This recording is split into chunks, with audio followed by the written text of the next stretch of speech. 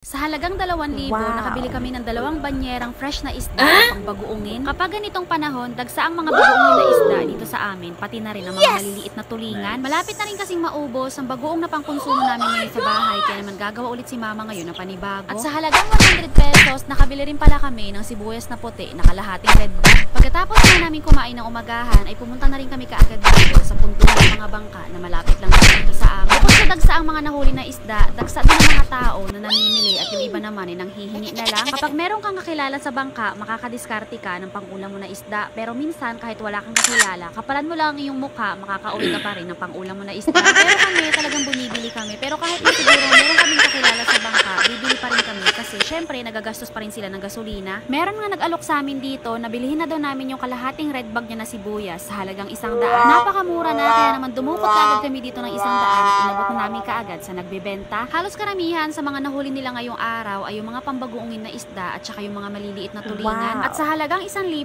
nga ay makakabili ka na ng isang banyerang isda. Eto ngang naabutan namin dito na binababa nila sa bangka ay talagang pangbagoongin na. Yung itsura niya kasi ay hindi na pwedeng pangbilad at hindi na pwedeng pangulam, talagang pangbagoongin na lang siya. Sabi ni mama, kapag ganito daw yung itsura ng isda ay mga 1 buwan o 2 buwan lang ay bagoongin na siya. Pero ang gustong kuhanin ni mama na pambagoongin ay yung talagang buo-buo pa yung mga isda. Mga 4 to 5 months daw to, sabi ni mama, bago siya tawagin talagang bagoong na. Ang tawag pala sa isda na to ay English. Eto talaga ang gustong-gustong ibagoong ni mama. Maganda raw kasi to kapag ginawang bagoong, mapula. Nagtanong pala muna kami dyan kung magkano ba isang banyera bago kami bumili. At ang sabi nga sa amin ay 1,000 daw. Kaya naman bumili na nga kami dyan ng 2 banyera sa halagang 2,000 lang. Marami din pala akong nakita dito ng mga nakabanyera na maliliit na tulingan na sa tingin ko ay pambiyahe yata. Pumunta pala kami dito sa bilihan ng isda na wala man lang kaming kadala-dala nila mama na lagyan na ng isda. Kaya bago nila nilabas dyan yung mga nakabanyera na isda ay nagbili muna si papa na lalagyanan namin na plastic. Eto palang isang banyerang isda ay hindi yan purong English. Meron niyang kasama na mga maliliit na tulingan at saka meron ding mga maliliit na puset. 6 pala na supot ang binili dyan ni papa at ang isang banyera ay 3 supot ang pinaglagyan. Kahapon pala yung mga uncle ko ay nakapagbagoong na rin sila ng mga ganitong isda. Basta yata Ilocano mahilig sa binagoongan. Marami pa pala silang binubuhat dyan ng mga nakabanyera na isda galing sa bangka dahil marami pa rin kasi talaga ang mga bumibili. Nung naibalot na nga lahat dyan yung mga pinamili namin na isda ay binuhat na rin to ni papa sa tricycle. Pagkalagay nga dyan lahat ng isda sa may tricycle ay umalis na rin kami kaagad dahil pagdating kasi nito sa bahay ay mamimili pa kami dyan ng pwede naming pang-ulam. Ngayong araw nga ay nakabili kami ng murang isda at napakamura din na sibuyas. Pagkarating nga namin dito sa bahay ay sinali na namin lahat ng isda dito sa may batya at mamimili na kami ng pwede naming ulamin. Merong mga maliliit na tulingan at saka mga maliliit na pusit at yun nga ang pinipili namin na ulamin. Kapag okay na nga at napilian na namin to ng kapatid ko, saka naman to bububuan ni mama ng asin. Alam kasi ni mama na kapag ganitong buwan ay dagsa ang mga pangbagoong